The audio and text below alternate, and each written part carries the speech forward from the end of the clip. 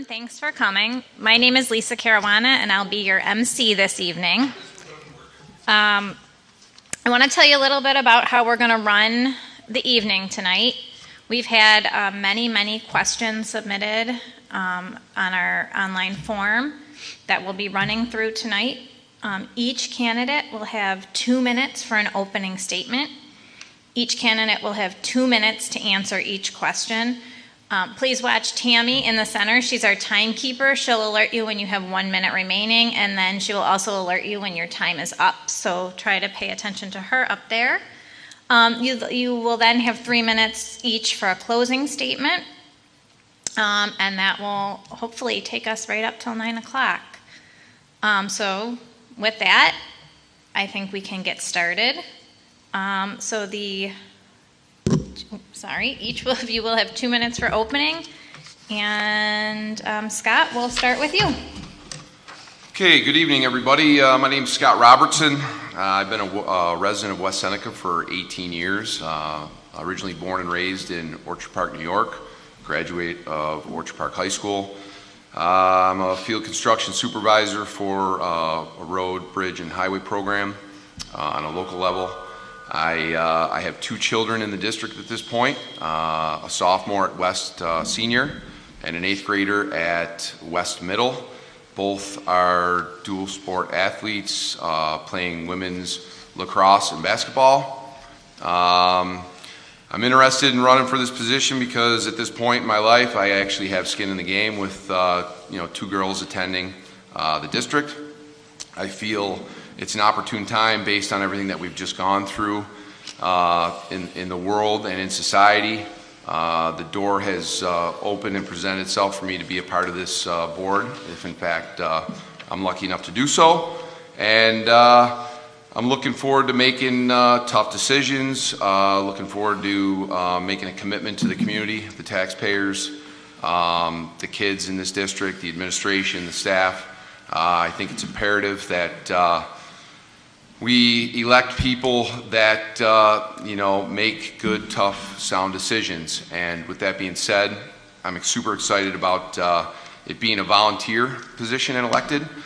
For that reason, there's really no one dangling a carrot or holding anything over my head at this point. I'm committed to the cause for the taxpayers, the students in this district. And therefore, we're just looking forward to making a good run and hopefully getting this district back on track. I mean, I understand it's ranked 15th in the state, but for being one of the largest districts, not only in the area, but in the state as a whole, I think we can do better than that. So I'd appreciate your vote on the 17th of May, and we're looking forward to making a difference and tightening things up and making West Seneca School District a better place. So I appreciate that. Thank you.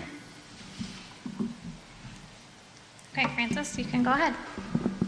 Hi, I'm Frances Hildebrand. I'm a mom in the district. I have 2 daughters. Charlotte is 9. She attends Winchester Potters Elementary. Amelia is 4, and she's looking forward to kindergarten orientation this summer. I have been a part of this area pretty much my entire life. My husband's in the audience. He graduated from East, so he was able to walk into his old alma mater today. I managed Wegmans for 17 years, so I have a lot of leadership ability behind me and management ability behind me. I am Dale Carnegie trained and certified in public speaking. You'd be surprised at how many adults are actually quite nervous about getting up and talking in front of other adults. I represent pretty much everybody. My family is full of teachers. My family is full of chief engineers. My grandmother was a lunch lady at Lorraine Academy. So I don't only represent the taxpayers. I think the teachers deserve a voice. The students deserve a voice. Everybody deserves a voice. I think we have a great group of candidates. I think we have an amazing board already. Our district is moving in a positive direction. I'd like to see it continue to do so in a positive direction. I am super excited to be here. I really want to be a part of this board and this community. And I am running for children with exceptional educational needs. as my daughter was formally evaluated this last fall, and it took me 2.5 years to get her the help that she needed. And it's been a very tough journey for me as a mom to watch that. And I've made a connection with other moms and dads and guardians along the way. And if I can do something to support our exceptional educational children, then I'm here. Thank you. Ed? I thank everyone for coming tonight. Thank you, District Parent Council, for putting this on. Just want to thank my wife for allowing me to do this stuff. I'm a father of 5. Been on the board for 6 years now, and you would not believe how nervous I still am sitting here. I agree with you, how crazy that is. I'm looking to run for another term. I put 6 years in so far. I've been part of many organizations in West Seneca, everything going back from the PTA, District Parent Council, to Rotary. The biggest thing that I've really enjoyed, the last 10 years or so, is being involved in the district. I was very proud to have co-chaired the 21st Century Committee, and after that came to a close. I then ran for the school board a couple of times. Second time I got on, term later I got on, and I really feel like I've learned a lot in 6 years, and I've worked on a lot of projects and programs that I'd like to see continue on. The biggest thing about, the biggest thing about volunteering your time, like you said, we don't get a paycheck, but the best thing about it is we're able to give our own opinions, and we don't have skin in the game as far as getting paid to do our job. But the way I look at it is I have 5 kids in the district, and this is a great way to give back. I really enjoy my time on the board, and I think the projects that we've started, the bond that we're finishing up, $75.5 million bond project with all the work we've done on the roofs and the stadiums. We've done a lot of additions to the middle school. We've added learning labs. We've added social workers and psychologists. I'd like to see that continue, and I'd like to be part of it for the next 3 years. So again, I do appreciate everyone's time for coming out tonight, and I appreciate your consideration. Thank you. Thanks, Ed. Go ahead, Jen. Hi, my name is Jennifer Koss. I am a parent of a 6th grade middle school student, and I have been a West Seneca resident for all my life. And I got involved in the school last April. I've been to every single board meeting. I've spoken to the board about numerous things that I've seen from parents on Facebook, from what my daughter has experienced in the middle school, the inconsistencies between West versus East, and I want to make sure that parents have a voice. Students have their voice because this is their school, this is their time, and I want to support all the employees. I want to make these tough decisions that I've seen every single month that the board members have done, and I think that there is a change for the school district to be aiming at better opportunity to make this great. What I grew up to be when I was in West Senior, graduated in 2003. I want to go back to how the school district was back then, but make it better for our students and our families and the community. Thanks, Jen. Okay, go ahead, Vince. Yes, thank you very much. I appreciate us having this tonight. I appreciate folks coming here to be in person. This is the type of two-way communication we need to have more of in this district. So my name is Vince Antelope. I've been a resident of West Seneca for the past 21 years. My wife Colleen and I built a home in West Seneca when our oldest child was just 1 year old. She celebrated her first birthday there. And we picked our location based on its proximity to West Elementary School. We are educators, and we wanted school to be a natural part of our children's everyday life. And we've been very fortunate now to have raised 4 children who are amazing kids and have all gone through the West Seneca School District, and I attribute much of their success to the amazing people that have been around them for the number of years that they've been in the school district. I myself have I began my career as an educator, working as a personal care aide in OLV infancy home, working with profoundly handicapped individuals. And, you know, everyone has that moment in their life when they realize that this is what they were supposed to do. And I can recall at that point in time in my life that I was supposed to work with kids. And I actually, my wife and I worked briefly together as a substitute, when I was a substitute teacher in a Catholic school. I went on from there to the Stanley G. Falk School, which had a profound impact on me as a person and as an educator. Worked there for 7 years, working with students who are diagnosed as being emotionally disturbed. And I'll say this to the day that I die, that I learned more from those kids than I ever taught them. I learned more about myself. I learned more about the educational system, what was worked about it, what doesn't. And I was able to harness some of that experience and that knowledge and take that into my next venture, which was as a teacher in the Sweet Home School District, where I worked for a year and then was named Dean of Students. Okay, I may have went over to 2 minutes. Did I go over 2 minutes? As Dean of Students, I again, you know, you start to follow the breadcrumbs, like this is what you're supposed to do. So I was hired as an assistant principal at Niagara Wheatfield. Worked there for 4 years, was tenured, and felt that I was ready to move into a principalship. I did that at Springville Griffith Institute. I was there for 7 years. And that, I'm seeing that the time's up. Yep, time is up. Okay. Sorry about that. That's all right. At this point in the evening, we're going to start the questions. Again, each of you will have 2 minutes per question. Keep your eye on Tammy. She'll let you know when you're getting close and when your time is up. Question number 1, Scott, we're going to start with you for the first answer. Yes, ma'am. And here is your first question. What is one thing that you feel the district is doing well and one thing that needs to change? So I feel the district is doing well with upgrading their current infrastructure portfolio. I'm mildly impressed with the 2 stadiums that were built, but as far as not doing so well, I'll be brutally honest with you. I think they missed the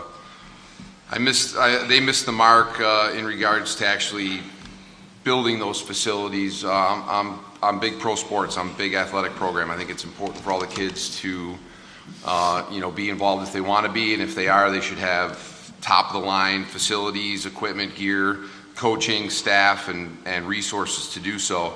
So I like the direction they're going with the upgraded athletic facilities, but I kind of disappointed in the fact that neither one of the stadiums have like a legitimate concession stand and restroom facilities, if you will. I think that should have been incorporated in that with the kind of money that they doled out.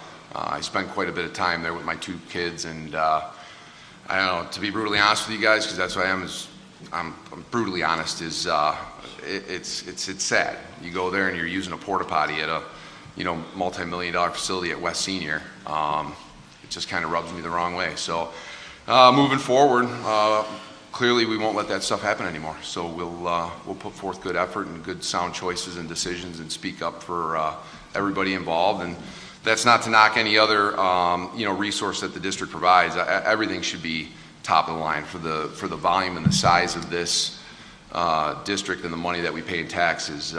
These kids and the children and the teachers and the staff and everybody else involved in this district shouldn't be slighted. So we're looking to make good change and build on what's been done and we'll improve it. So that's kind of where we're at right now. Thank you. Okay, Francis? Same question? Yeah, did you want me to repeat it? No, I Okay. got it. I think our district does a lot of things really, really well. I'm impressed with our PPS teams, our literacy program. Social emotional learning is a very big thing for me. I have a degree in psychology, mental awareness, mental health. Those are all focuses of mine. I know the pandemic was not expected. The fallout from the pandemic is something that I think we need to focus on. We still have isolation rooms in our schools. We still have parents that are afraid to send their child to school. They have a sniff, sneasel, anything like that, because they're afraid that they're going to be labeled as having COVID. I've dealt with that myself. wondering if I should send my daughter to school or not.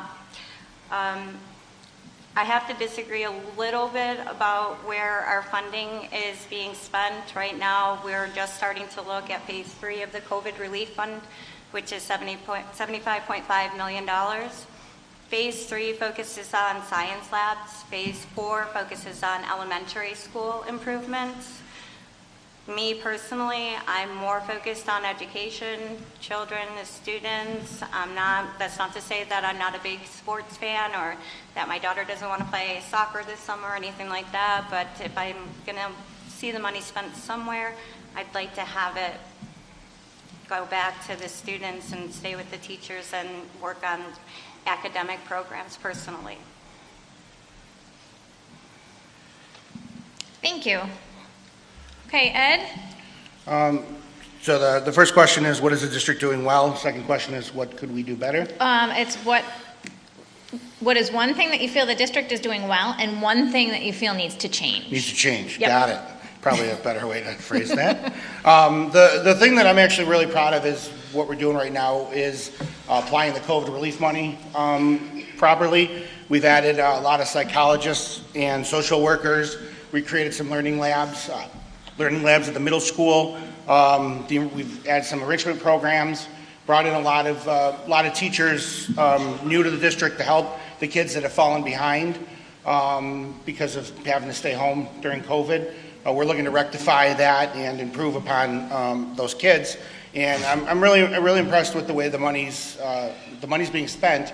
But I also like the long-term goals of that. As we have teacher retirements and staff that is leaving, we can then reach into this bullpen of people that have just been added to the district to take their spots long-term as the COVID relief money goes away.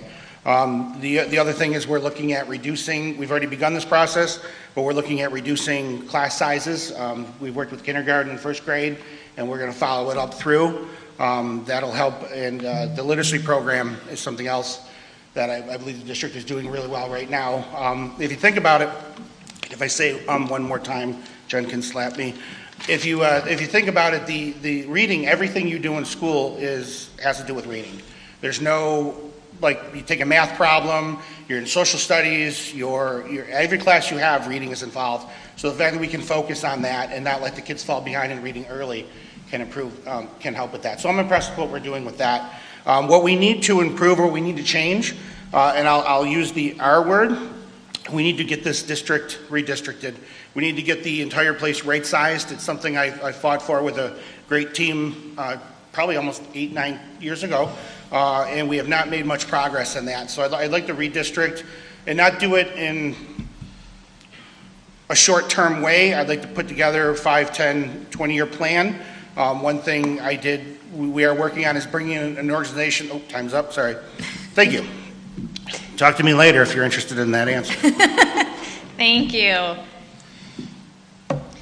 One thing that the school is doing well is I feel that, like Ed said, the learning labs and what Francis said is that the social emotional, I feel that with what is going on post-COVID is getting these kids getting back on track in regards to that, and the learning labs has helped significantly with my daughter's friends in the middle school that I have seen, and to get them back onto the pace of where they should be at. And the extracurricular activities, the musicals are amazing. These kids put all their effort into this, the productions, the orchestra, the sports. These things are critical to our students, not just because it is something to get them to do something, it gets them to be team building and get them to work with others in a group setting. The one thing that the school needs to change is the inconsistencies between all the schools.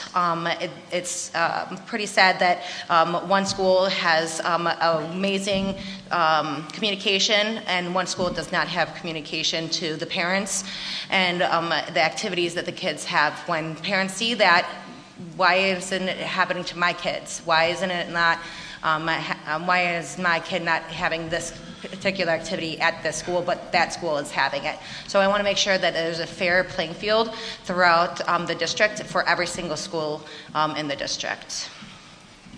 Thank you. Okay, Hi. go ahead. So, what we do well, I can say with great experience that we prepare literate, civically aware young people. I think that at our high school, our academies have been at the forefront and the edge of really solid education. I feel very good about sending my children to school every day. They're the safest schools in Western New York. Our school resource officers are the best in the business. It is a model to be followed. And I think we're really good at one-way communication and student recognition.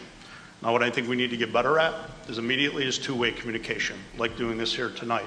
Our board meetings are places where you go to fall asleep.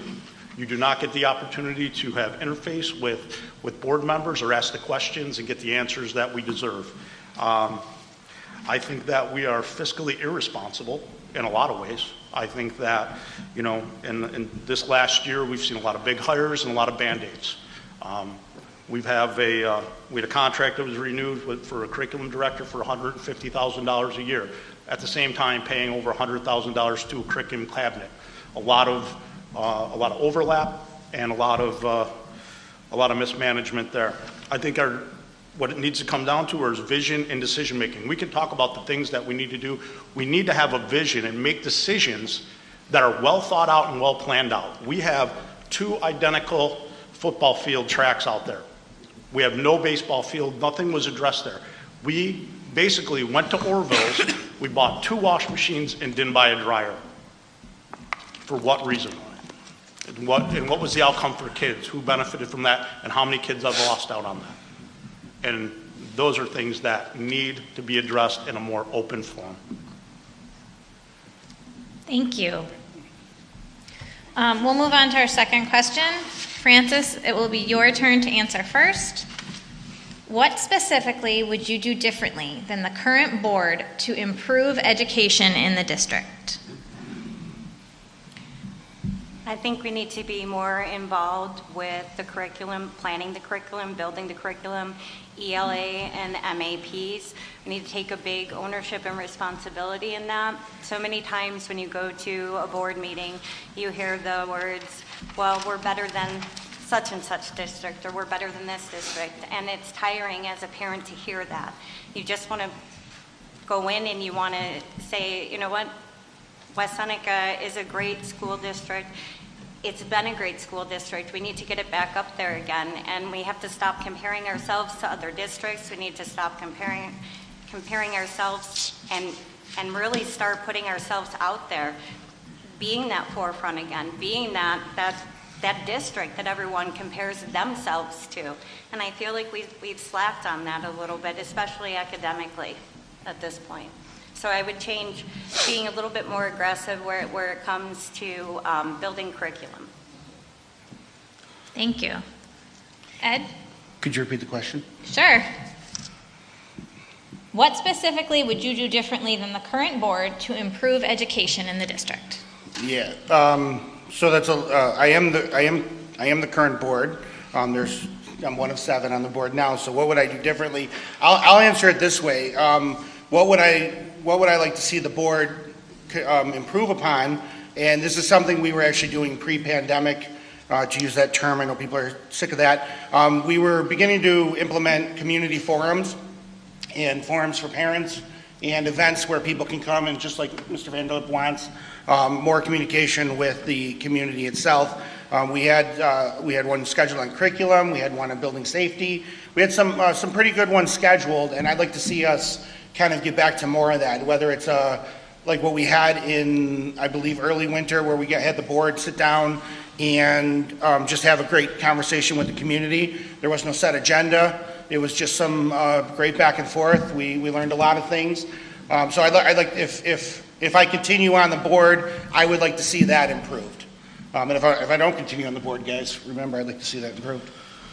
Thank you. Thank you. Can you repeat the question one more time? Sure. What specifically would you do differently than the current board to improve education in the district? Me personally, what I would change is our the curriculum, like Francis said, but aim it towards our reading. It's statistically proven that reading levels are well below the national average all across. So putting emphasis on the reading programs from K to 12th, math skills, aiming that to get the kids at a higher level than where it should be nationally. That's where I think that we should do. The learning labs are amazing, so having that emphasized and putting into different buildings, elementary and high school, would benefit the students. That's what I feel what I would change educationally in the schools. Thank you. Vince, you can go ahead. Yeah, I'll start just with communication. We need to communicate more with our stakeholder groups. Boards are making really impactful decisions on very little information. We are the head of the district. The superintendent works for us. We need to hold our superintendent more accountable for the decisions being made. I see votes going up, and we're hiring people, and it's going through 7-0, 6-1, and it just seems to be, there's very little conversation at board meetings about these decisions. And I know there's not the conversation with constituents. We are trustees for you. I have two groups that I'm here to work for, students and taxpayers. That's it. And our decisions need to be made based on what's best for them. And how do I know what's best for them if I'm not talking to you? And that's just not happening right now. And our board, and we need to take that communication up a level and find more ways to get more direct input. We need more awareness of the process, how people are hired, what contracts, when do they expire, what's involved in that contract. I would love to, we will, when I'm on the board, and get a more full audit of all the money that's being spent and where it's spent. And how closely is that to kids? Because the money keeps getting further and further away from having an impact on children. This district is not going in the right direction. I have news for you. It's not going in the right direction. We have good people, but we do not have the leadership that we need right now to take us where we should be. Thank you. Scott? All right, going last is tough. A lot of good ideas out there. I'll keep it short and sweet. I believe we need to find continuity and cohesion within the board. That's first and foremost.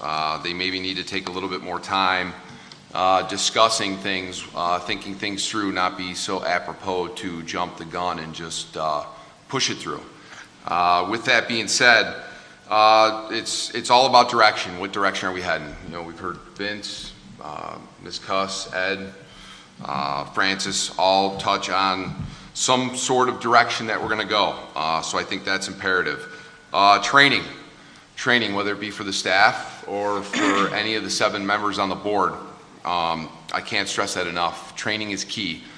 So anything that we can get our hands on to train us to be better board members, better decision makers, that would be ideal. The core values of the district, I mean, what are they, and where did they come from? What do they stand for now? I think that would be something to kind of regroup and go back to the drawing board and find those core values and move forward in a positive direction. You'll hear me say this quite a bit. Common sense prevails. Unfortunately, I think the district and the board right now lacks a lot of common sense. So I'd like to bring that back into play. And I'd like to go back to normal. Might hurt a couple feelings here right now, but I'm really not interested in that. We need to get back to normal, whatever it takes. The board needs to stand up. They can't be pushed around. They need to have whoever's back is making these critical decisions and just get back to normal, not just for us and the parents and the taxpayers, but for the children. They're beat up and they're banged up. They need to get back to normal. They need normalcy more than you can imagine. And, we need to set us apart in the district by just being us, being West Seneca, a large town, with small town values. So at this point, it's just about brainstorming and mind mapping with people on the board and people associated with this district and making good decisions going forward. Thank you. Thank you. Question 3, Ed, this will be your chance to answer first. The question is, our district has a lot of money that goes towards teacher stipends. What are your thoughts on that? A lot of money.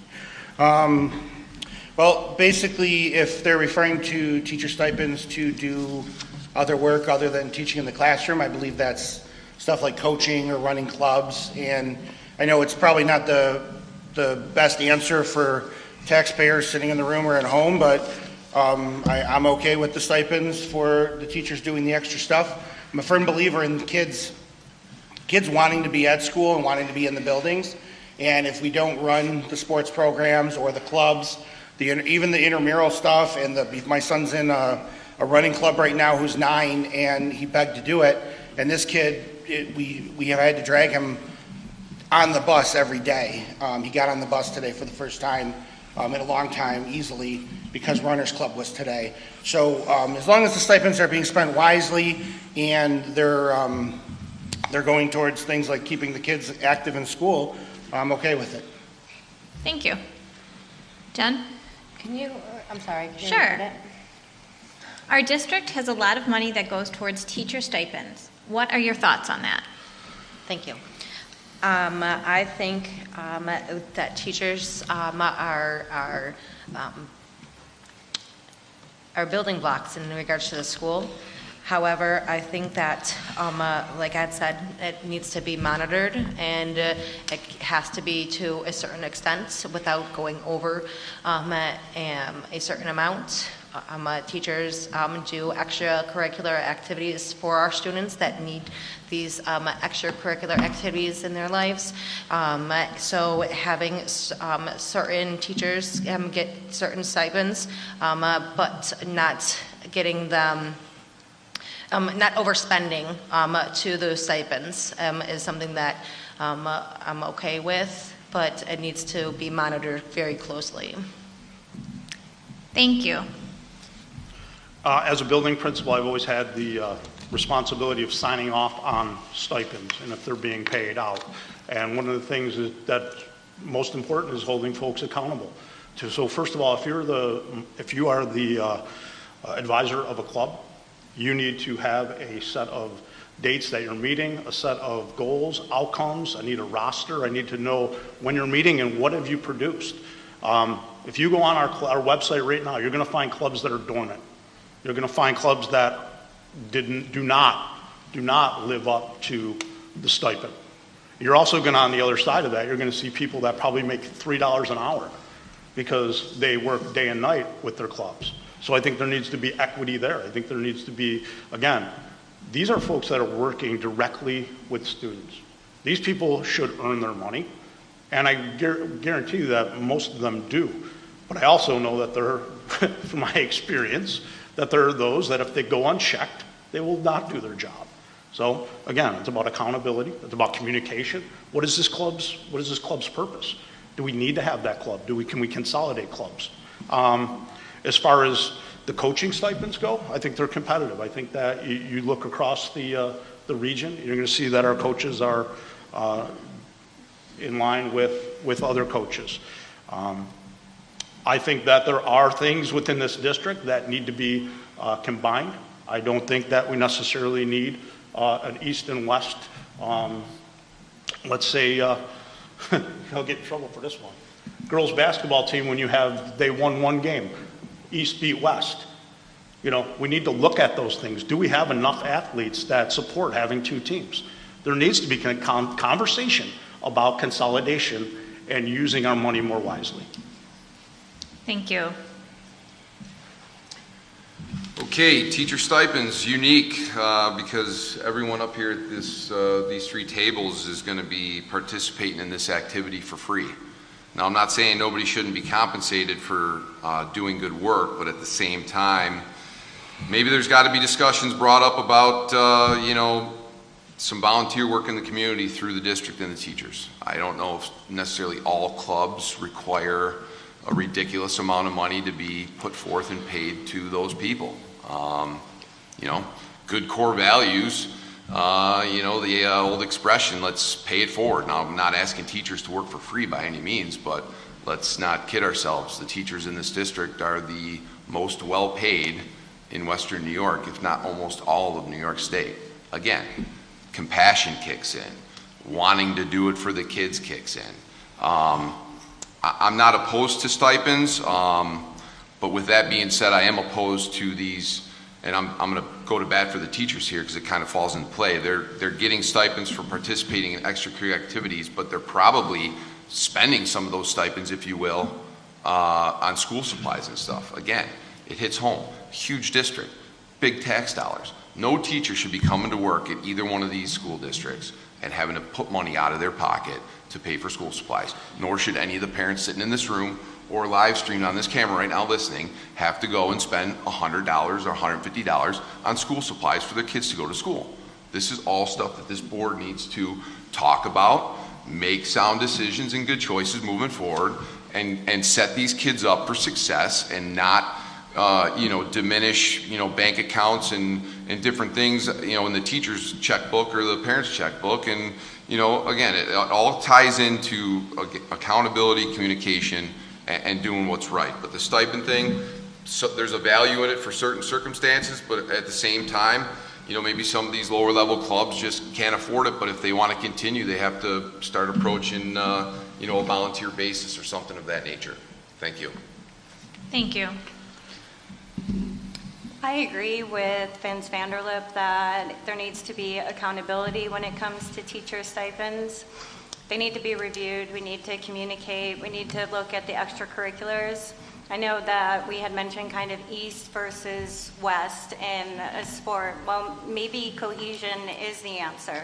Maybe instead of having that East versus West mentality that seems to be out there in the district, we can start combining and combining groups, saving money, really looking at where we're spending the money.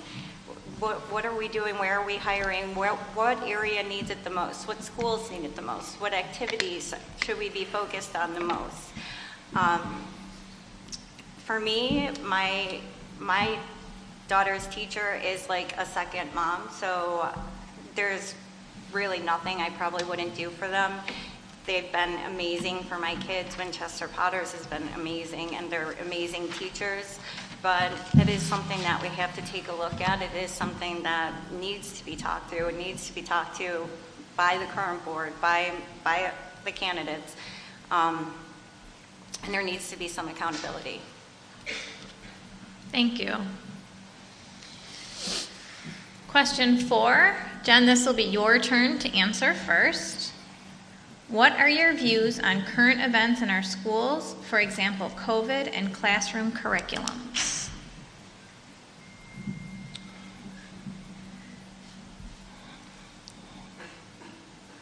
In regards to current events, COVID has shaken up not just West Seneca, but the whole world. And I feel that right now, post-COVID, we are getting back to normal. So hopefully we don't have to go through that ever again. That was the worst 2 years of our lives. In regards to curriculum, I feel that parents need to become more aware of what we are teaching. And what I would like to do is get to have our parents know what our students are learning in our classrooms. And that is one thing that I'm aiming to do when I am on the board, is to try to get parents to see what their teacher is going to teach them that year, what they're going to be reading, what are they going to be learning about. That is the current, as of right now, in regards to the curriculum. I want to make sure that these parents have a voice for what their child's going to learn in that classroom and what they don't want to. For instance, real quick, it is not mandatory for students to do the biology with cutting up the frog, pig, or anything like that. So if a parent doesn't want their child to learn something, I feel that they should be able to say, hey, I don't want my child to get that information. I want to do it on my own time. Thank you. I would just ask that you repeat the question. Sure, of course. What are your views on current events in our schools? For example, COVID and classroom curriculums. Okay. I'm against COVID. You got mine. No, look, we learned incredibly valuable lessons, and I think there was a lot that was revealed during COVID about leadership and about and how to deal with crisis. And I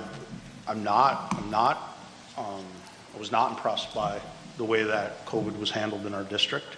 I feel that there were great opportunities to, we talked about the re-envisioning of education. I haven't seen it. I haven't seen the changes. I haven't seen any sweeping changes that make the things that we're doing any different. I think that we needed leadership during that time, and we needed a sergeant, and we didn't have it. I think we had weak leadership, and we had weak communication, and we did not have enough parent input during that time. So now, as far as curriculum, that's what I do for a living. So if you talk to me about what belongs in the curriculum, well, we have a set of state standards, and I think that we need to get big corporations out of the educational game. We need to stop changing programs every 2 years when we have a different curriculum coordinator. I've watched different programs come and different programs go. We have teachers that now feel like they don't know what they're doing. They have highly skilled, gifted teachers that need to have a little bit more freedom and to have leadership that will hold them accountable in the building to make sure that their students are meeting the standards. And we use data to make sure that our kids are measuring up against every other kid in every other district. Thank you. My turn? Yep, your turn. COVID and curriculum. Two awkward topics for most people to talk about, but let's hit it. COVID. As far as I'm concerned, it's in the past. The board, unfortunately, didn't do a very good job policing the decisions of the superintendent. That's first and foremost. Again, it's a volunteer job elected by the taxpayers to do the best, logical reasoning, common sense, decision making for the students in this district that we can. Unfortunately, they dropped the ball. It is what it is. As far as I'm concerned, it's in the past. So let's move on to curriculum, because that's key. That's what makes our children better. One thing in curriculum, let's not cheat the kids, right? Let's give them exactly what they need and move forward with good core values, again, simple learning tools. Give them all the tools necessary to move forward outside the district when they graduate, go on and be successful where they decide to move on in educational career and go into college or get into trades. Trades is key right now. College, I don't want to hurt anybody's feelings, but it could be overrated and a waste of money at this point. Skilled trade is absolutely necessary. I can't emphasize it enough. I would love to see the BOCES program, if you will, get more integrated in the district and in the buildings as a whole, and not have to ship the kids to somewhere else to learn that skilled trade, or at least have the conversation in the classrooms, because it revolves around everything, whether it's math, science, social studies, anything. Skilled trades can always come back to be a fundamental core value in the curriculum. Let's let the kids live, right? Let's let them be kids while they're in school. I'm not a fan of homework. I'm not saying it's not necessary, but at the same time, these kids are here for X amount of hours a day. They should be able to accomplish, as far as teaching the curriculum, in those hours that they're here in these buildings. And they should be able to get out of the school at 2 o'clock or 3 o'clock or whatever time it is and be a kid. Thank you. Well, I have to agree with Vince. I'm not a fan of COVID, not at all. But it is in the past, and What we really need to focus on now is social emotional learning, getting that back. So many kids miss out on so many key milestone events in their lives, things that they'll never get back again. And with just having the children back in the school system, back socializing, being there. My daughter is so excited just to go to school. She didn't care if she had to wear a mask for a little while. I cared as a mom, but she didn't care. She just wants to be in school. She wants to be with her friends, and she wants to learn. As far as how the district held up during COVID, I actually think we did pretty well. I was happy with the Chromebooks. I was happy with the free lunch programs that were provided by the schools. They actually were willing to provide for siblings as well, if you filled out the form. So there's some positives that came out of our district with that and our current board. As far as curriculum goes, literacy is the key. If you can't read, you can't do anything in life. You can't read, you can't do math, you can't do science, you can't do any other subject. So really focusing on literacy, getting back to the basics, letting kids just be kids, and giving teachers a little bit more freedom. I know there's a state standard of what they have to teach, but let's open it up a little bit. They are some of the best teachers that we have, so let's give them a little bit more freedom to do and teach what they want to teach, what they feel is important for our children to learn. Thank you. Could you repeat the question one more time? Of course. What are your views on current events in our schools? For example, COVID and classroom curriculum.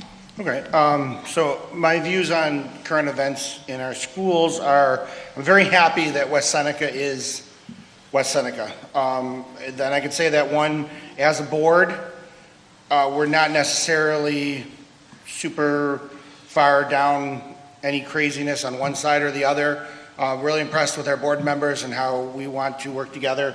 And actually, it sounds great talking to the rest of you guys too. There doesn't seem to be anything like way far off to the left or to the right or up or down. Nothing that we need to stress out about. We're basically, West Seneca seems to be a nice island away from a lot of the craziness, and I do appreciate that. Board members support just doing what we're doing, and it seems that seems like the teachers actually, ironically, this is the only good thing that maybe has come of COVID. This year, it seems the teachers are being allotted a lot more flexibility with what they're doing and what they're teaching too. We want to work to getting the kids caught back up, so there's not as much emphasis on the testing, and they're working with the kids on a lot of things to get the ones that fell behind caught back up. I kind of would like to see that continue. I am not someone who should be making decisions on curriculum itself. That's people that do that job, and they know what's great. I do ask for consistency. I think our board and I think our district would want consistency. I believe our science or our math curriculum is changing soon again. Next year, so we just had a presentation on it, and it's all changing again. So it seems that it goes through these 4 or 5 year cycles where they completely, oh, you're teaching it wrong, let's do it this way. How about we just focus on teaching it, and then we will continuously get better with it.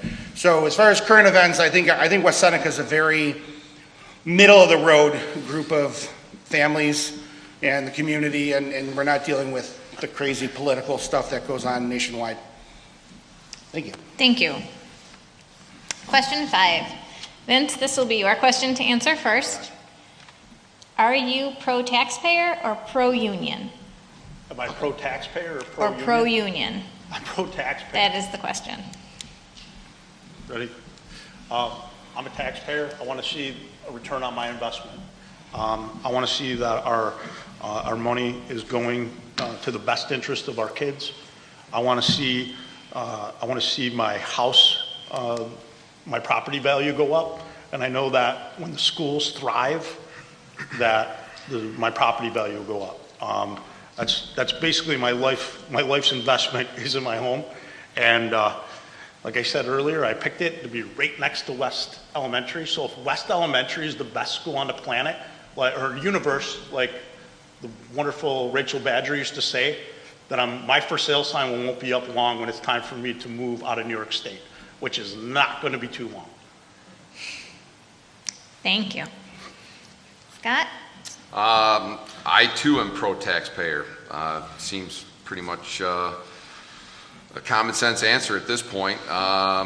You know, the unions need to do a better job of holding people accountable at the end of the day. It seems to sometimes funnel into, you know, they protect the people that don't put forth the most effort, and therefore there's a false sense of security and a blanket that sometimes is convoluted because of a due or anything of that nature. So as far as this question is concerned, I would like to just focus on the taxes itself, and Vince touched on it, but we're all paying good money to live in this town.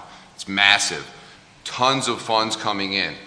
Are they mismanaged? Most certainly. Are they mismanaged on a couple different levels? Sometimes. But for that reason alone, I think, you know, as the board is concerned and with the income being generated with the taxpayer revenues, I think it's absolutely critical that, you know, as a 7-member board, which is a lot, that they take time. Again, I'm going to emphasize time and common sense and making sound decisions. But with the revenue coming in for this district, there needs to just be a little bit more of a, you know, let's pause for a minute, let's digest this, let's make sure we're absolutely putting all the funds in the proper places and in the proper hands to make sound decisions moving forward and maximize the potential of the revenue that this district has at this point. So for that, I am pro-taxpayer, and I too would like to get a return on my investment through this district so that the kids attending all these 9 schools have the best opportunity to get the most sound and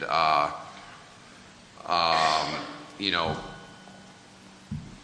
the best education that they can get at this point. Thank you. Thank you. Francis? This is probably one of the hardest questions of the night, and I know I should just immediately say I'm pro-taxpayer. My husband and I are considered a low-income family. I have left frontal lobe epilepsy, so I don't work, and my husband works, so we live on one income, and it is tough, so I am pro-taxpayer. I don't know how many people know this, but 60% of the Winchester student population are from low-income families, and that was pre-COVID. Pre-COVID. I'd have to guess that that's only gotten worse, and we closed Winchester right during the middle of the pandemic. So, yes, I'm pro-taxpayer, and I don't take that lightly when I say that. It's not just that I want a return on my investment, it's just, it's hard to just put food on the table these days. Let's be realistic. It's hard, gas prices, everything, the price of everything's gone up. So it'd be nice to know that my kid's going to school and she's getting a quality education and she's getting the education that she deserves. And it'd be nice to know when Amelia starts school, she'll be getting the quality education that she rightfully deserves. Thank you. Ed?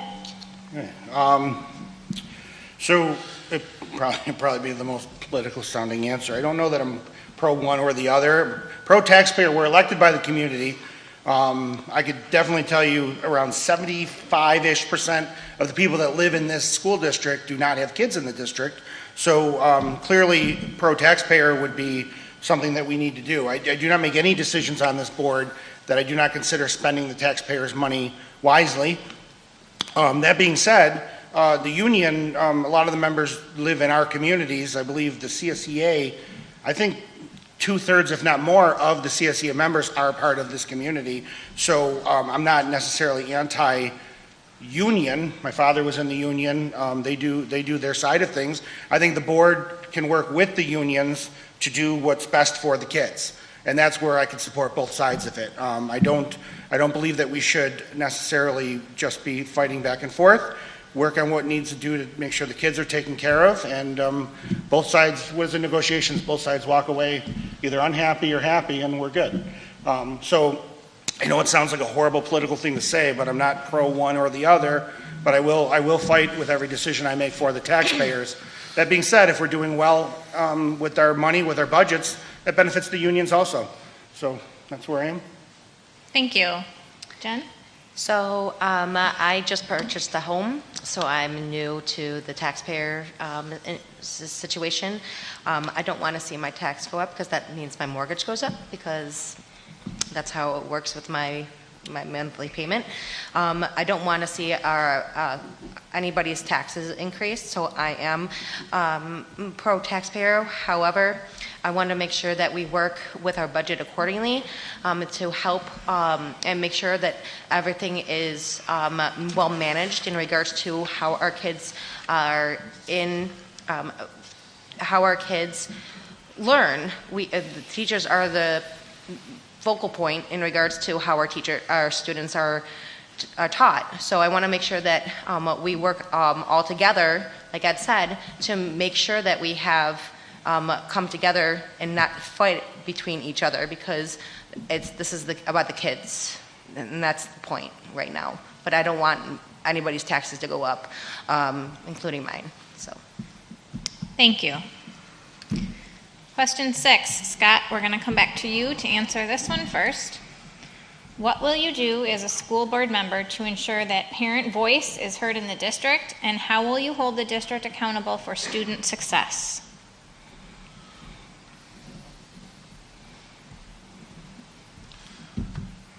Just repeat that one more time. Sure. What will you do as a school board member to ensure that parent voice is heard in the district, and how will you hold the district accountable for student success? Okay. Parent voices, obviously, they're key. Ultimately, they're the ones that raise their children. The districts are to educate the kids. Teachers are not raising children per se. That's the job of the parents. Both need to gel and jive and have cohesion and continuity. For that matter, I think it's absolutely critical that us as a board hear the parents, but also obviously the teachers hear the parents. Communication, again, everybody's been touching on it. It's huge. There's a huge lack of communication just in society as a whole right now. So, as a board member, I'm going to put myself out there. Phone numbers, emails. I want to hear from everybody. There's a lot of time spent, browsing social media and doing things probably that I could spend better time sorting emails and texts and trying to communicate, with people in the district. As far as holding the district accountable, well, that's the job. It's tough to do, as one member. That would be the key component of actually having 6 other members on the board to unite, to combine our efforts, and to really, again, make sure that the board and the district, the superintendent, everybody's making sound decisions that ultimately benefit the children of this district. But at the same time, the district and the parents are huge, and if they can all be on the same page or try to get them on the best pages possible moving forward, I think that ultimately is going to make a better student, a better child, a better environment in which they live and learn. So that would be the way I would hold them accountable, is to get everybody on board and almost force it to happen. Thank you. Francis? The question was parent voice and student success? Yes. What would you do as a school board member to ensure that parent voice is heard, and how will you hold the district accountable for student success? Well, for those of you who don't know me in this room, and there's probably not a lot that don't know me, I'm on Facebook constantly, communicating with board members, communicating with other parents. I probably shouldn't be because I'm not a board member yet, but I do anyways. I think parent voice is huge. Ed had a listening meeting back in November, and I remember going to that listening meeting and talking about quarantining. I wanted to know what the standards of quarantining were. And we had a pretty good conversation, and it was after that meeting that I decided, you know what, I'm going to run for the board. I'm not getting the answers that I necessarily wanted. I wasn't getting the communication or the feedback that I necessarily wanted. but I love the fact that we were all in the same room, we were all engaged, and what a turnout. It was a huge turnout, it was a huge success. So I think parents' voices are absolutely 100% what this district needs. Student success, as far as being on the board, it is really working together as one member. Making morally responsible choices for myself, but also making sure that the other board members are holding themselves responsible. I'm not intimidated by anybody. I'm able to speak up on my own, and if I think something's wrong or if I have a question about something, I'm not afraid to ask it. But I think really being successful means being part of a team. Thank you. Ed? Thank you. Again, this is something I'm very, very actually proud of, is parents' voices heard. When I got elected six years ago, and this is no reason to vote for me again because it already happened, but I'd like to continue doing stuff like this. I worked on, with the board, I worked on implementing videotaping of board meetings. I worked on adding a second session for community input during the board meetings. I worked on creating and maintaining social media like Facebook pages. Involving where you could also email the board questions. I worked really hard on getting a new community relations coordinator into our district to coordinate other ways that parents can communicate, and community members, not just parents. Very proud, even my work with District Parent Council, before I was on the board, this is one of the things that we implemented was live streaming a Meet the Candidates night, and also getting them put online to where you could go back and watch it if you wanted to. Same with the board meetings, very proud of working with the board on not only recording the board meetings, but live streaming them. But you can go back and watch, I would think almost all the board meetings, probably 4 or 5 years of board meetings that I've been involved in because they're recorded. 21st Century Committee, one thing we did was we recorded all of our meetings and put them online. You can still go back to this day and watch them. So as far as parents' voices being heard, I've worked on ways to get the district to hear them, and now it's continue working on ways to get the district to listen and react to what the parents and the community has to say. And that's why I'd like to continue, because I think that's the next step that we have to take, whether it's through surveys and responding or creating more forums where we can just sit and talk with the community. And it's not necessarily the board, but if we get the entire district involved in it, I lost my pen. It'll all be held accountable that way, because the way I measure it is when I walk out of my door, do I have people angry with me? Do I have people yelling at me about the board when I'm in Wegmans or Top shopping? Do I have people complaining to me, or do I have people giving me good ideas?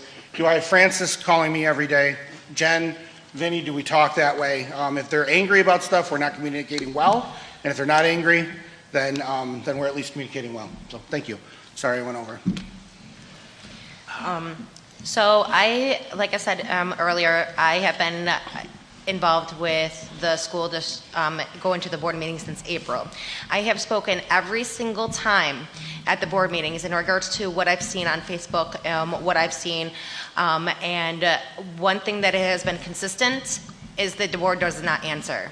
So what I want to do is make sure that if a parent comes to a board meeting and they have a question, that question is going to be answered that day, not in an email, not on a phone call, in that specific time.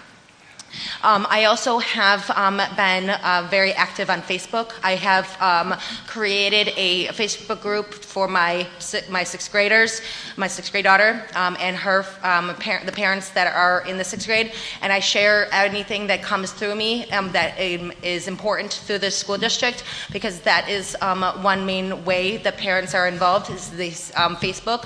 So I am going to stay active on Facebook. Parents are able to reach out to me at any time, email, phone, or anything like that. In regards to ensuring success, as a board member, if something's not working, if we see a decline in grades, I want to make sure that we aim to correct and find out what is the issue to correct that and make sure that students are going to be well educated in that issue in regards to that subject that is going to be declining because of an issue. So I want to make sure that we look at all the issues that a subject may have in regards to declining grades and make sure that the students are going to be academically ahead or at point. Thank you. Vince? I'm going to answer that question by asking a couple questions. How many parents do we have here tonight? How many people filled out surveys this past school year? How many people have seen the results of those surveys? Exactly. So parent input is actually it has to be two-way. So it's coming in, but it's not going out. So first of all, if we're going to have parent input, people need to know that their input's being respected and utilized. So that there should be processes for parent input to go into goal setting. First of all, goal setting for the district. How are we going to hold the district accountable?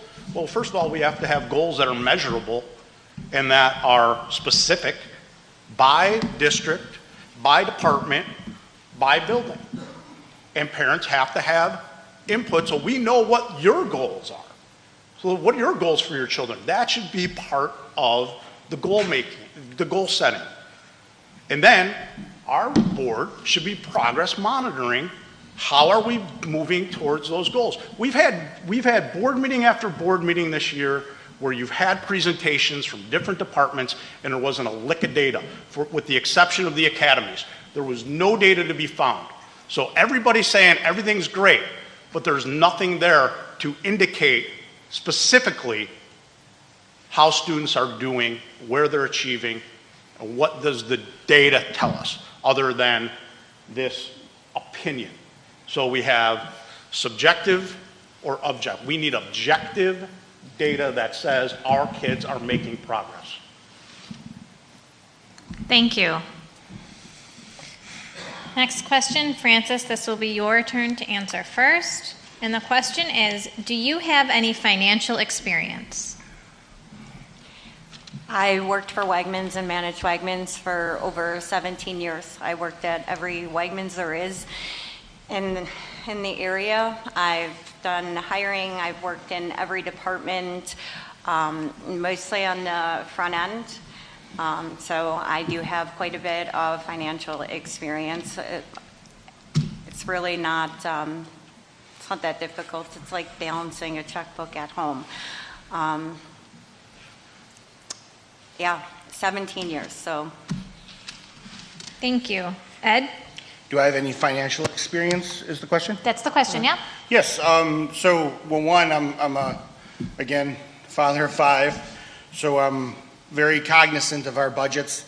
I'm lucky enough that my wife and I both work. The bad news is my wife and I both spend a lot of time doing stuff like volunteering for the school board and district parent council and that, so we have to watch our money tightly. I just completed a remodel on the house, came in under budget. Very proud of that. Luckily, I got it done before the pandemic, and the prices went crazy. I own 2 businesses. One I've owned for 20 years, and I basically, 2008, lost 90% of my contracts with the market, the way it was going, and I've been able to recover that business to the point where, again, I've been in business over 20 years on that one, and about 3 or so years ago, I purchased another cleaning company, and we're doing pretty well. We've got about 25 employees, and we're looking to grow if we can actually hire some more labor. But with those 2 businesses, labor is a huge expense, and I have to be very careful with purchasing and what we invest in as far as materials and supplies.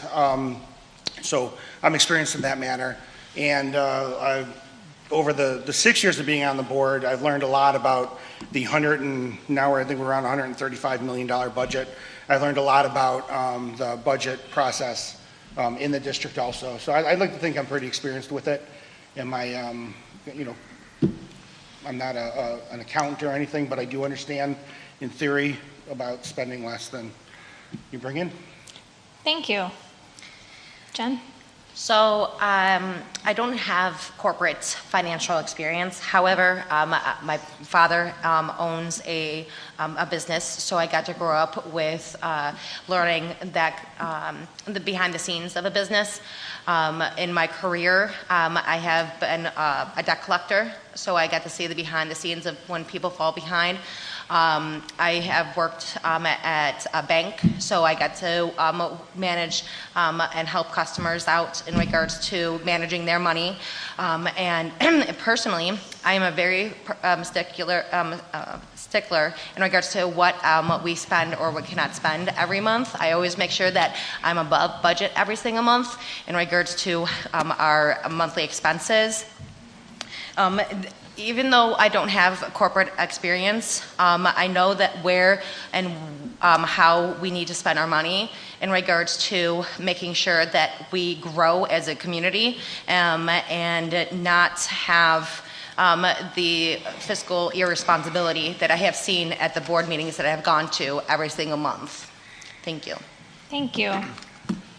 First thing I want to say is to Jen, don't put down the fact that you balance your household budget. I have a school-based budget of $7.5 million that I have to balance every year, but my wife still won't let me take care of paying the bills at home. So Yeah, no, that's me. handling that is a lot of experience. And you know what? Budget sometimes comes down to the simplicity of that school budget. What do we need? What can we do without? So yes, I've had a wealth of experience with the school budget process. I've lived through the lean years, the scary years, the flush years when we were, what were we doing in the budget? We were priming the pump and giving money to people, and that seemed to work real well. But yes, I do have extensive school budget experience, and we take it's look at your budget, your school budget should be the blue map. Or should be the blue map, should be the blueprint or the map of what you really believe in and what you care about in your schools. How are you spending your money? Tells you, indicates, it illustrates what you care about most. Where do you put your money? Do you put it in kids? Do you put it in administration? Do you put it in buildings? Do you put it in, how do you spend your money? At my school building in Buffalo, as a school-based budget, we start with a shared decision-making team, and we talk about what are our priorities, what do we care about most, and parents have a huge say in that. And we use our data to look and see how we paid for a support math teacher last year. How did our math scores do? Oh, they stagnated. All right, well then either we got the wrong person or we got the wrong position. Those are the types of decisions that need to be made every year based on data. How are we doing and what are our goals? So. Thank you. Scott? So my financial experience is not real vast, but I can honestly say that I run the books in the household, and my wife is totally cool with it. I have to believe I've done a pretty good job, or she probably would have left me by now. I owned my own business for several years in the landscaping and snow plowing industry, which was successful, but just it hit a point in my life where I had to switch gears and find a job that was a little bit more stable when I was building a family with good benefits. So I moved into my current career, which involves a ton of project budget requests, or PBRs, if you will, dealing with hundreds of thousands of dollars with infrastructure upgrades in communities when it comes to roads and bridges and different sorts of field construction projects. So, I know how to break down the nuts and bolts. I know how to throw things out, add things, add, subtract, multiply, divide, and make things work, because at the end of the day, it's all about coming in under budget. So with that being said, again, we'll touch on common sense prevailing, making sound choices, and taking a reasonable amount of time to digest a budget, obviously, as significant of what, Ed, you said upwards of $135 million or something? Yeah, give or take. Give or take. So, I mean, you're talking about big dollars and cents there, but at the end of the day, 7 collective minds and sound choices should be able to, dissect that budget and appropriate the funds to, where they need to be allocated most and make good decisions moving forward. So I'm pretty competent in my financial background. Thank you. Our next question, Ed, this will go to you to answer first. Are you for critical race theory being taught in West Seneca schools? No. That about sums it up, huh? Yeah, I'll advise on that a little bit more. I don't know if critical race theory is state mandated per se, but anything related to that, I'm definitely against. I'd like to hear. I believe we haven't come across much of that in West Seneca schools, so I don't believe it's a state mandated program. If I'm incorrect in that, throw something at me, yell right now. But I'm really proud of the fact that we don't see, again, the community here seems to be pretty middle of the road with a lot of that stuff. So I'm proud we haven't had to stress out too much about that. Thank you. Jennifer? No. That's all I have to say about that. It doesn't need to belong in our classroom. Thank you. Vince? I'm going to say a little bit more about that. Critical race theory is not something new. It's been around for about 40 years.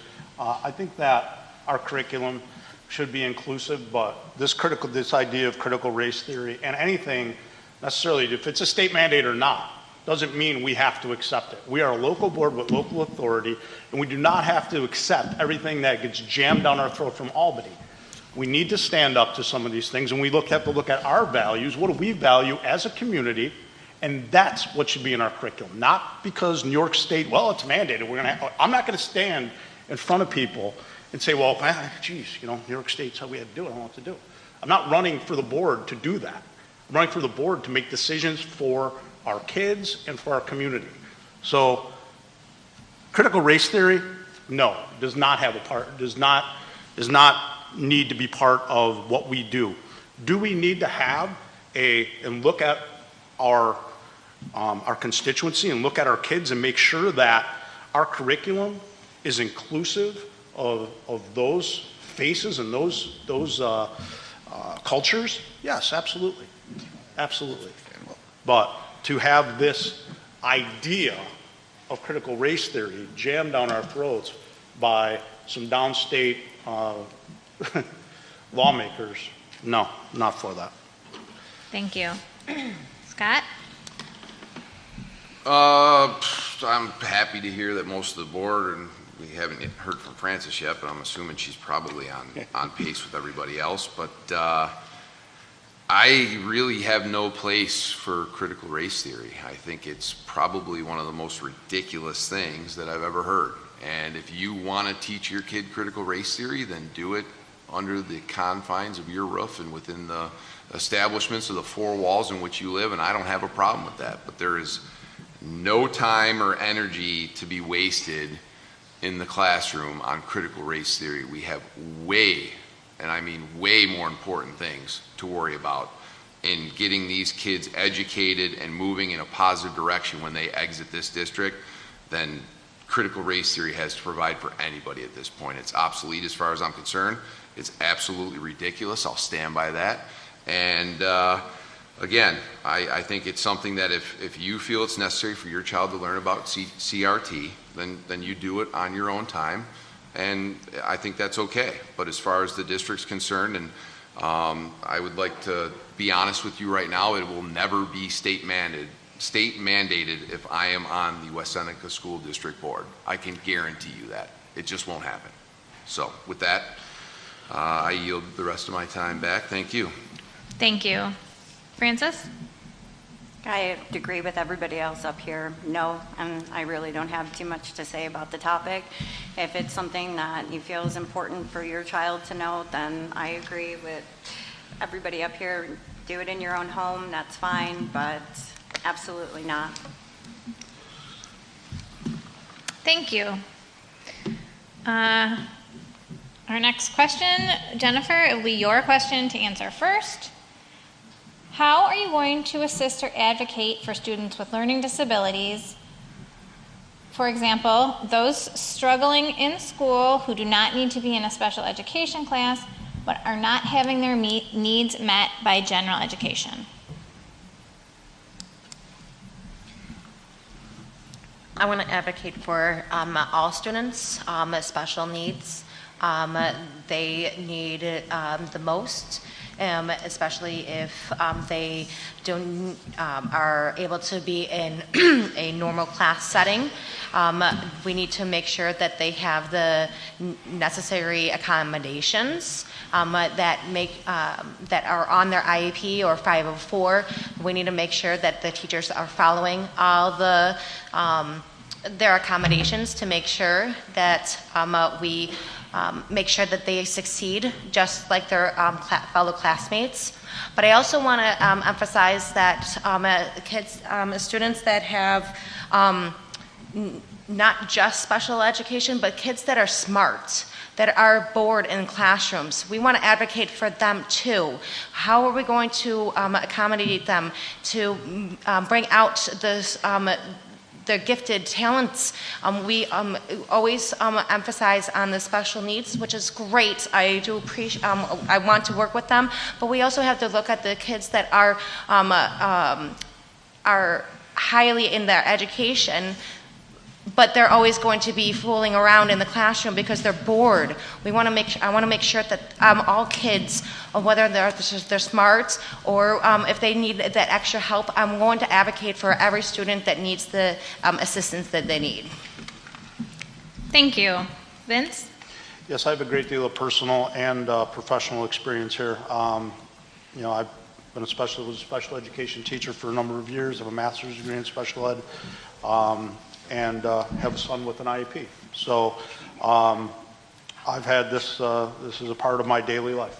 I believe that all students, as Jen, I agree with Jen. I wrote a paper in my master's program about an IEP for all students. All students have incredible strengths, and some have areas where they need support. And we got to get away from a deficit model that only looks at what they can't do. We should be looking at what students can do and building upon their strengths. The things I've seen my son overcome and what he's able to do, regardless of his speech issues. The kid's going to U of R. He's going to be celebrated tomorrow night. He had the very best of care here in West Seneca through speech pathologist, and just a shining example of what can be done and should be done for students with special needs.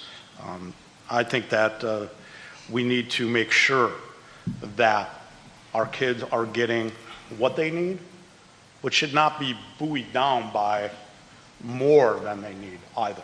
They should be inspired to look at what their deficits are, overcome those things, and go on and do great things. I have a great passion for that subject. Thank you. Scott? So this really boils down to, I believe we touched on it a couple questions back, but parent and teacher communication. That is huge in relation to this question and advocating for students with disabilities. We need to lose, if there's any, and again, I'm not in school, so I really don't know, and my kids are pretty with it as far as what's happening in the district, but there can't be any discrimination with these kids. They need to be made to feel comfortable. They need to be included. They can't be left out. They can't be left behind. I think it would be key if there's not programs already instituted within the district to kind of incorporate these kids with everybody at some point during the day to get them a little bit of normalcy and a little bit of a different flair if it's possible, because I do believe the question referenced not a need for a special classroom, correct? Right, so they're not at a point where they have to be completely isolated, if you will. Again, I think it's going to boil down to the parents and the teachers being, strong lines of communication on where their student or child is as far as, in the learning curve, if you will, but just not discriminating against them, not making them feel left out, including them in everything, and trying to make, their daily routine as positive and focused for them to be the best student and child that they can be throughout the day and the year while they're in school. Thank you. Francis? The topic's very personal for me as well. My daughter has an IEP. I think I stated earlier, it took me over 2.5 years to get her the help that she needed. I started fighting for her to get help before the pandemic, so the pandemic really just added to the stress a little bit more. So I fully support children with exceptional educational needs. That does include children with a high IQ. That label itself, exceptional educational needs, includes all students on every level of the spectrum. My daughter is integrated, fully integrated with her class. She's never meant to feel isolated. The goal is obviously to get her to not need occupational therapy, to not need extra reading, to not need extra time on math. So it has a special place in my heart. Obviously, that is why I am running. I am advocating for children with exceptional educational needs. Again, the goal is to get them to not have the need anymore, to get them at the correct level. I think every child is at a little bit of a disadvantage overall because of the pandemic and because they were so isolated and they were learning over a computer, and every single child learns differently. Every single child is unique, and we need to realize that, and it's just something that we need to accept and fight for. Thank you. Ed? Would you repeat the question one more time? Of course. How are you going to assist or advocate for students with learning disabilities? For example, those struggling, who do not need to be in a special education class, but aren't getting their needs met by general education. Okay. So one thing I do as a board member to support that is we have a great assistant superintendent of education. If they bring recommendations to us, definitely listen to what they have to say, and whether they're certain hiring positions. I know stuff is state mandated, but when she comes to us and presents reasons why she wants to do what she does, certain things, definitely listen and try to fulfill her requests as best as possible. And I could tell you, as a non-board member, when there's issues, I try to find parents with a lot more experience at it than me. I've had a kid with an IEP. I've had a few issues, but not major road bumps.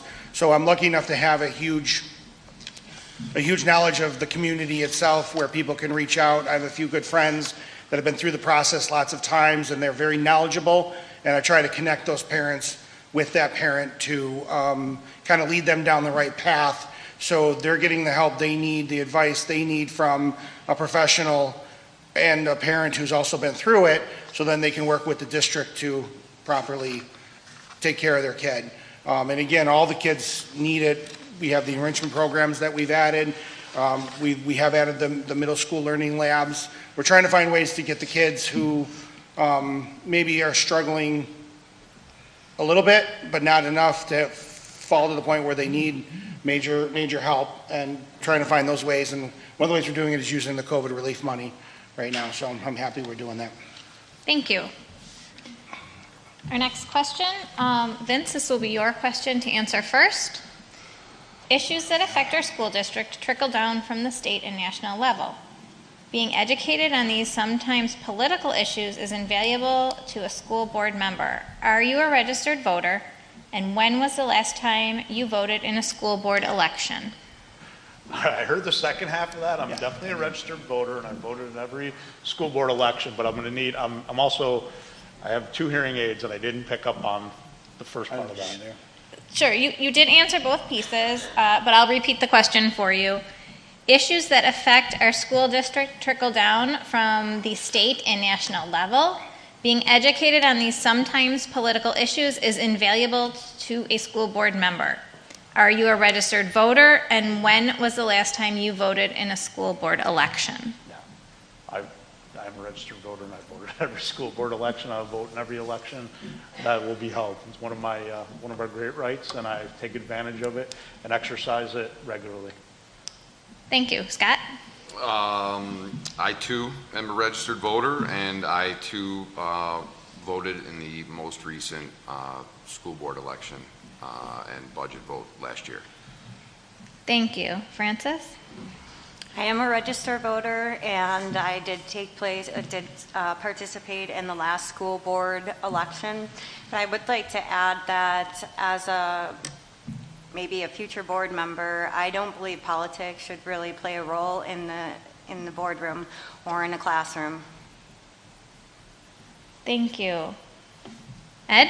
Right. I'm a registered voter, and I can't remember how far back it was I did not vote in a school board race. We were actually talking before, back when Kristen DeQuino and them were running DPC and all that, and her husband ran, Frank Cleary, but probably back when my son was first in kindergarten, so I would think, I don't know how long ago that was. It feels like 20 years ago, but it's probably like 12. He's a senior, so right around when we purchased our home and moved in, and started, voting.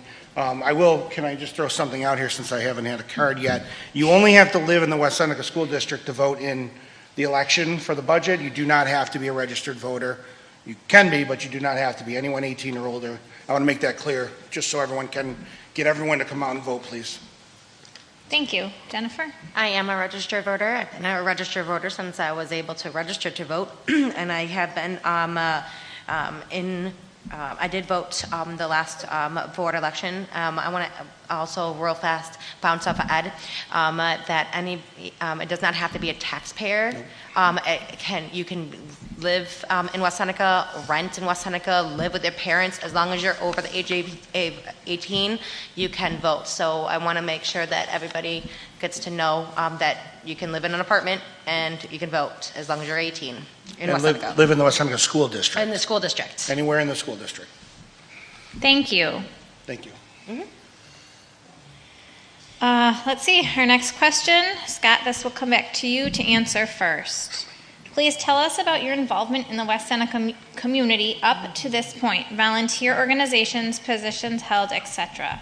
How does your previous community involvement translate to a seat on the school board? Please include any involvement with disability groups. So my involvement with the West Seneca community is it's pretty simple. I've been a resident for 18 years. I've been a taxpayer. I have 2 children in the district that I'm very engaged in. I was at a lacrosse game tonight before the meeting, freezing like everybody else that was there. I am I'm more engaged with the district than I am with anything else in the community. I'm very active in their lives while they've been going to school in West Seneca, parent-teacher conferences, obviously the sports programs, and anything else that directly relates to raising the 2 of them. So as far as anything else active in this community outside of just being a dad and a parent and bouncing around town and networking with people, that's pretty much the extent on my end. Thank you. Francis? I'm involved with a group, it's called Friends of Children with Special Needs, Special Educational Needs.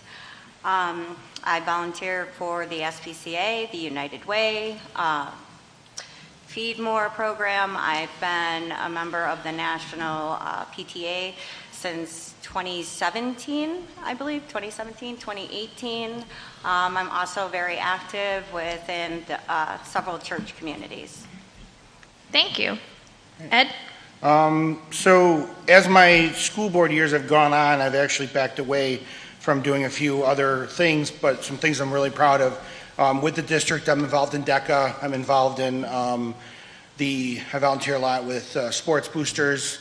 I'm not necessarily the marching band. They're great people.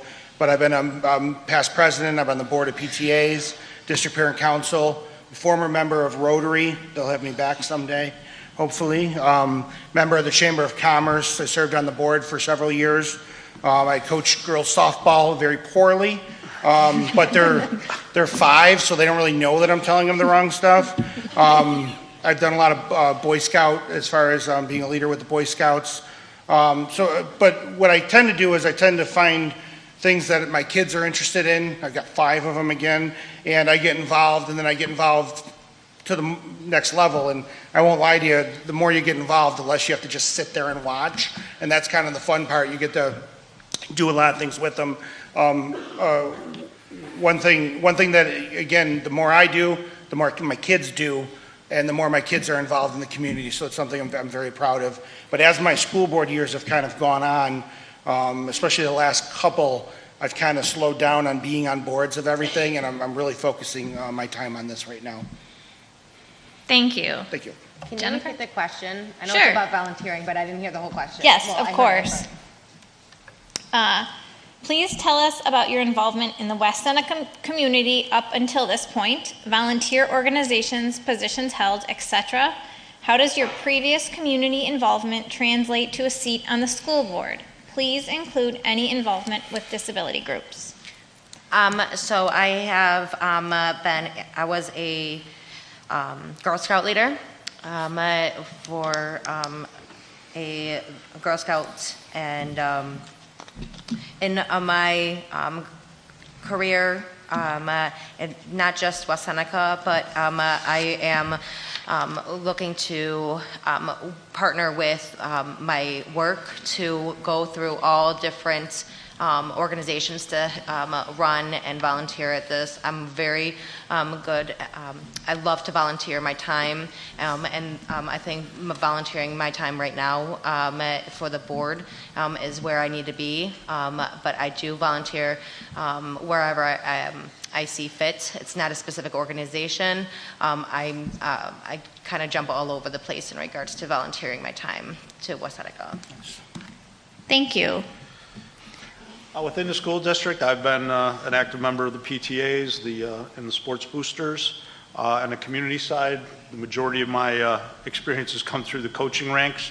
I started off coaching soccer, and I guarantee Ed was a better softball coach than I was a soccer coach. I've coached basketball, softball, and baseball.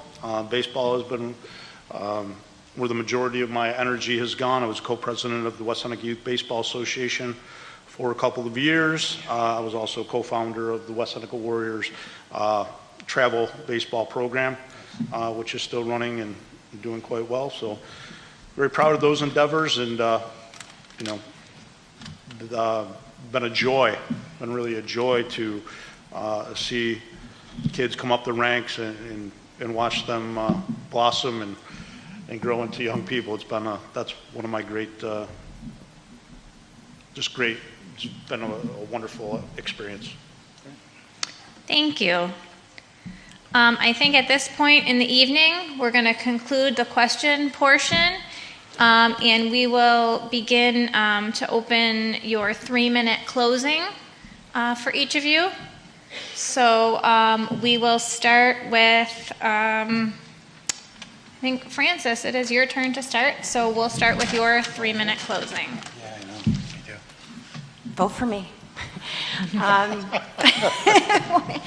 Hey, it's good. Right?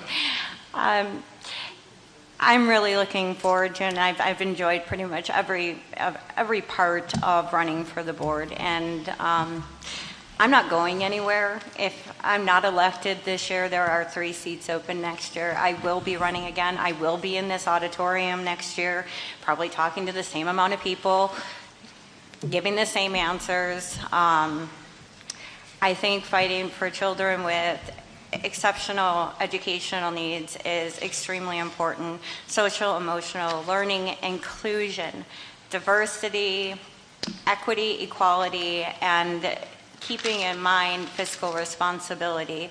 Those are my goals. Those are my goals should I become a board member. Again, my kids are young. They're just starting off in the district, so I'm not going anywhere. I'm going to be here, and even if I'm not elected, I'm still going to be at the board meetings. I'm still going to be that person that probably calls and bothers Ed 8 times a day, or I love it. emails the superintendent and bothers Matt constantly. But again, I'm just hopeful, and I hope everybody comes out, and again, vote for me. Thank you. Ed? Could you read? No, I'm just kidding. So again, there's 2 open seats this year. One of them is the one I currently hold, and I'd love the opportunity to stay in that seat. Won't be offended if I don't. I'll still be involved. I do know sometimes people want fresh faces on the board, and I am the second longest tenured board member. That sounds great, but it's really just 2 terms. I'm looking forward to continuing things I'm doing and improving. Even tonight, working with you guys up here, I kind of, wish we were all on the board together. And I think you guys probably, hopefully feel the same way. One of the reasons I want to continue is I do work well with the majority of people. If you can go back and watch board meetings, they're not adversarial. I'm not looking to fight with people. I want to work with you. I want to listen to your ideas. One way or another, I think I do serve well. I do really well on the board. So I'd like to continue for 3 more years. I think I'm at the height of my career right now. I may not hit the 30-year mark like some of us in the audience, or did she leave? My favorite neighbor down the street, Jan, 32 years in there. I'm hopefully not going to be that long, although she has contributed a lot to this community. I do appreciate everyone coming out tonight. Again, I appreciate being up here with you guys, and sad that we missed Dave Rogers and Frank Zappia. I've not met him yet. I'm looking forward to meeting him. Hopefully there's maybe another night that a few of us can get together and talk about that. I drank Frank's water. Yeah, great. Well, I have to go to the bathroom really bad, and I've only done about half of these. So again, long night. I am going to stick around afterward once I use the restroom if anyone wants to talk more. And everyone knows my cell phone's out there on Facebook, my email. You know where I live. I put my address out there even, with much to the chagrin of my wife. But you can get a hold of me. You can talk to me. Tell me why you don't want me on the board. Tell me why you want me on the board. But I took extensive notes tonight, and if I'm reelected, I promise everyone here has already had a voice. And if I'm not reelected, I promise I'm going to bug the heck out of whoever's here, because I want to still be involved. So thank you, and thank you everyone for coming out. Thank you. I want to thank everybody that came out on your Tuesday night. I got involved in regards to going to these board meetings in April of last year, and I have seen the inconsistencies and the parent frustration. And me as a parent, I've been trying my hardest to help my fellow parents throughout the year in regards to getting the help that they need. I want to make that change in regards to how the board responds. That's a major one that I have, the inconsistencies between the schools and how each school is completely different. That could be great, but I think it's unfair to students in the long run. And I want to make sure that parents have that voice. I want to listen to these parents and get them the answers that they need for their students and their children. And learning through all the, going to these board meetings, I've learned a lot more than I have anticipated, but I'm ready to get on the board and make these changes for parents, taxpayers, our students who desperately need it, especially after the 2.5 years with the COVID issues that we've had. So like Francis said, if I'm not voted in, I'm going to stay around. I'm going to voice my opinions and changes to the board every single month. I'm going to help my parents, friends, and get them the help that they need. And I will run next year again if I am not voted in this year. I'm not going anywhere. Thank you for your time. Thank you. Yeah, I would just say that, we know that there's nothing more important than the education of our children. And I believe that we, as a school board and a community, we need to build some synergy between the stakeholders, and that means parents, students, that means our town officials, to make sure that we have a district that we're just proud of and that we see as a worthwhile investment. We have too many students who are and parents that are sending their kids to private schools. And they're spending money on top of tax dollars. We're losing a lot of kids. And for reasons that we need to find out what it is we could do to attract and keep our own. I think that a healthy school district makes for a prosperous community. You want businesses to come into our town and you want people to move in here, but your school district's the first thing they're looking at. And they're also looking at your taxes. So we need to make sure that we're fiscally responsible and that we're getting the best bang for our buck and return on our investment, And, you've heard a lot of the same statements made up here and I think a lot of agreement on most topics. So what it's really going to come down to is folks are going to have to decide, which of us best and can most effectively represent, your interest and those of your students, the students of this community. So I believe that I'm a person that can do that, and I hope that you'll support my candidacy. Thank you. Thank you. Unfortunately, this is quite a bit of repetition. Everyone seems to be on the same page when it comes to some of the values here for the kids and the taxpayers, but I'd like to thank everybody here for showing up. I'd like to thank everybody online if there's anybody watching. Do we know Hundreds if there's of anybody thousands. watching? So It's like 1.2 million, I I heard. like it. Well, thank you online. I'd like to thank my wife. My oldest daughter's here right now. My dad was here. He bailed. I got a couple friends up there. I appreciate the support.